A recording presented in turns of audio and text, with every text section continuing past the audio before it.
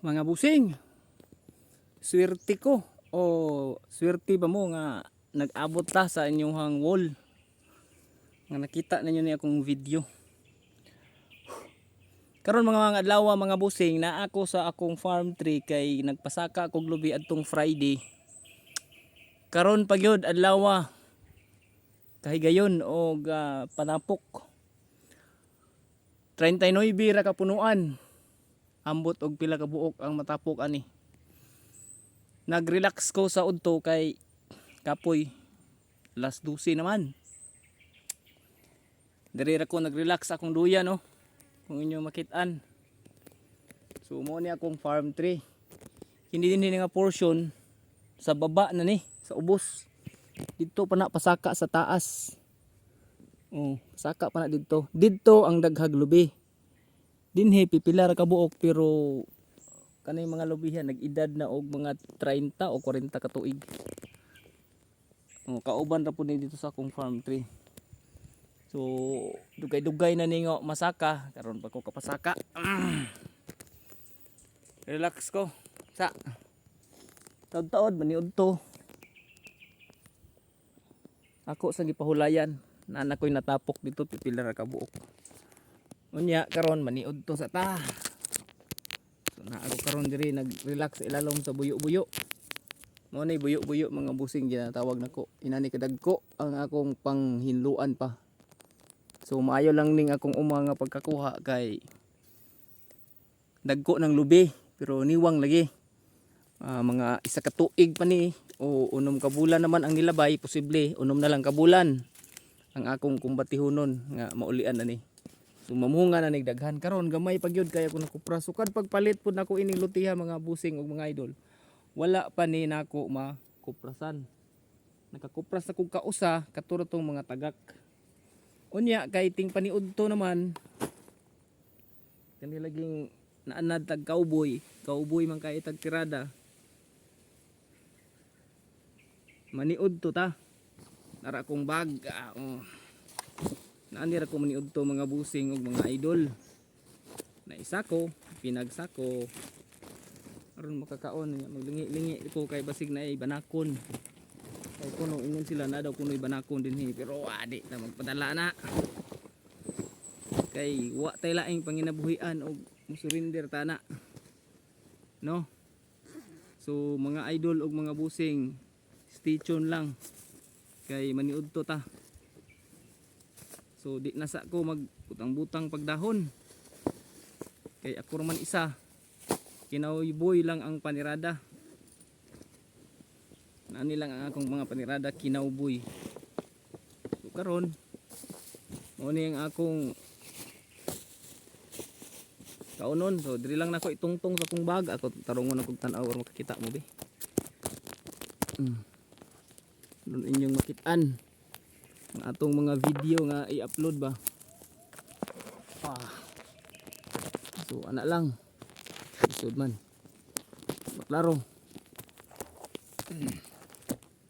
kamutag video ron makita ninyo sudyod isang kahitan di plaster kana murag okay na. So kinauboy lang panirada balo na ko pang snack unta ni saging ra saging lang ni mura ni akong baon niya. Siyempre as usual ang atong baon ginagmay lang kay kahit mo bulo pag daghag kaon kay nya nga unta ninyo diha. Nanay yun yung kinabuhi sa farmer. Di pa mga guna ko ni sinati ning lugar kay bag-o pa ko bawa pa ko 1 year. Mo ni akong sudan Kung sudan is talong, nya natay pork nga pinirito, litson paksiw. Kay ni aging pista tong Senior Santo Niño, pista atong Martes. So kani atong gi paksiw na pabili ni atong giinit-init. Ako pang giinit-init. So mo ni akong paniud toron. kampo sa ta. Sa ngalan sa Amahan, sa Anak, sa Diyos, sa Espiritu Santo. Amen. Bless us, O Lord, and this thy gift, which we are about to receive from thy bounty through Christ our Lord. Amen. Sa ngalan sa Amahan, sa Anak, sa Diyos, sa Espiritu Santo. Amen. Ngaon na ta. Ini akong kaon, pilubre lang yun. Kay inaani magyud na as uma. No, inaani lang dagway oh. Ngaon to. Nato ning i-highlight ni atong saging.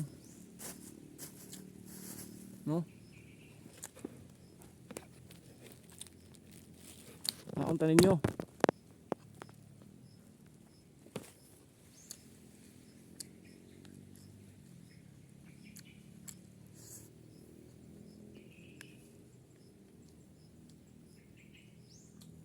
No. So inani gud ang sa kalasangan.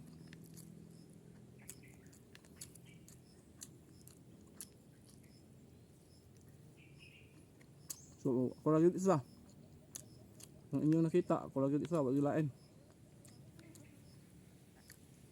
Inani to sa probinsya, no? So peaceful, malinawon. Peaceful living, no? Malinawon ang pagpanginabuhi. Murag bastante naman punta din sa kabukiran. Makakaon man. Kay kada upat og 3 ka bulan mupras man ta nga atong kupras di man pud mabitin kay ubay-ubay man pud. So igo pud siguro ni makapa konsumo, nakapa eskwela sa tong anak pohon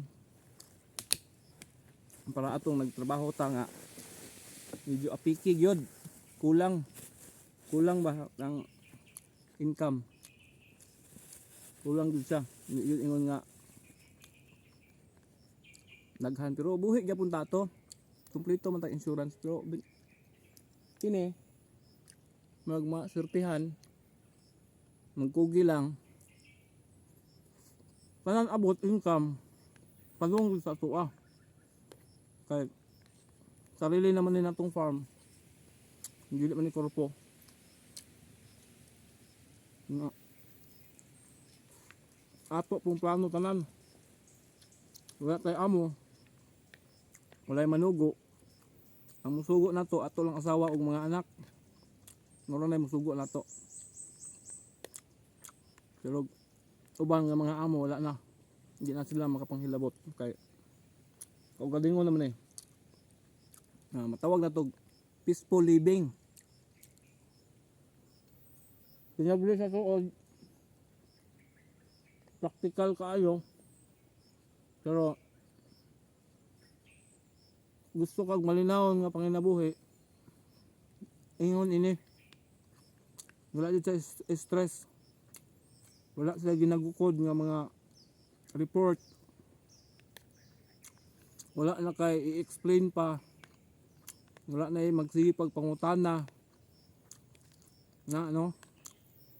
Ang ato lang bantayan ining nani ang presyo ra sa merkado, kung mutaas mubaba ang kining ginatawag nga presyo sa kupras. Kay lubi may naman po tayo kardabahan, okay ra to kay alalay lang to ba ang atong masurta, ang atong kakuhaan, ang atong tayo kakao. Okay ra po to kay pang-alkansiya ba, sila ay mabunot-bunot natay makuhaan, kinilubi pang konsumo nya. Magtanong ba tag durian pohon itong mga puyat 3 to 5 years kaluan bunga na po na. So sigurado na po atong yearly income ana. Kay magtanong tadaghan nga wala na rason nga dili na nato maatiman kay kada adlaw mo na atong trabaho nga atong ginapokus, imposible dili mahinlo. mubagnot man sa tuod pero sigurado yun sa matutukan. Mabintaha yun ang kung magsarili kag farm. Sa ako lang nga suggestion. Kung kamo nga amo karon sa inyong trabaho, nga dili mo bastante sa income, undang kung naay offer nga bayad, pabayad mo. Kay sa akong nakita, kugihan lang ka naa sa farming ang maayong panginabuhian. Di lang jud ka magpatapol-tapol aning uma. Nya discarte jud ka o mga pananom nga kang naay presyo ba nga kanang sustainable ang iyahang produkto. Kung barato man o mababa ang presyo, na kay habol. Gamay ra ka og inputs, gamay ra kag abono, gamay ra kag labor. Bahala gamay kag ginansya basta mo padayon lang, makakaon ka okay na na. Kay malipayon man ka. Peaceful living man. Peaceful, wala man ka stress. Nga unsa may ato makakaon. Normal. May lawas. Nga sa farming pod kanang healthy pod imong lawas kay kanunay ka pakusog pasingot ba. Nga dili pud ka puguso. Kay ikaw na may magbuot. Pareha ning ilobe. Naman ko'y uban pod tanom. Mabisik ko sa uban. Saging, kardaba, tundan, kakao, mga prutas. Makalimot ko nga 3 months naman di ay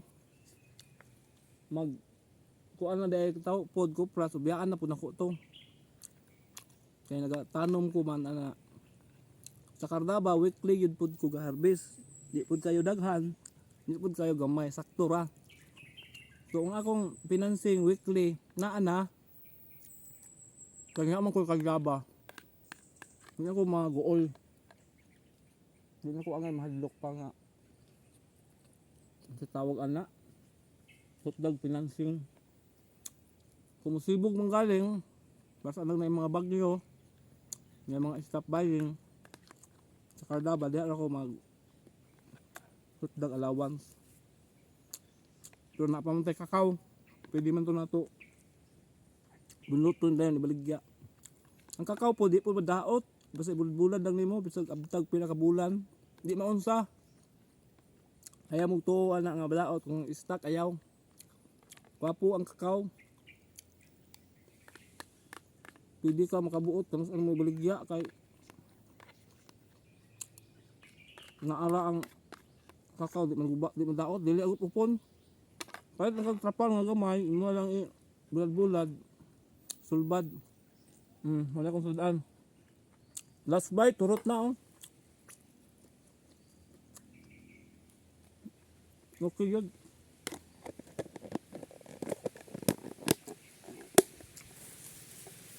Balik na ko butang akong balunan. Anak lang.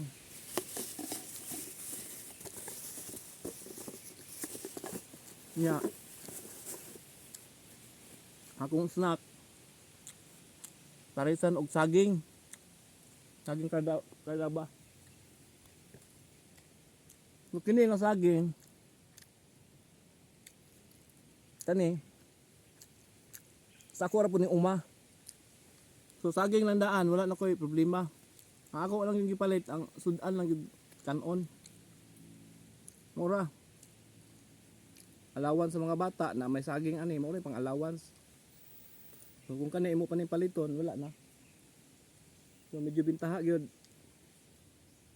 Ning atong kahimtang natas uma. Daghang ta produkto so para ani libre na ta ni kaon. Di na ta mo palit sa merkado pa kaya naman tayo patanom.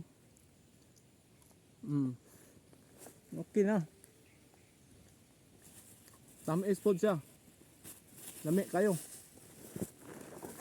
Siyempre lami yun kaya ito ang tanom. Kaya akong question ron pakilid ba mo nang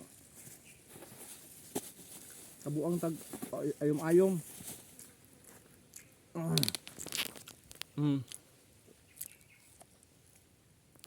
Tamis no? Lami kayo. Tamis kayo siya.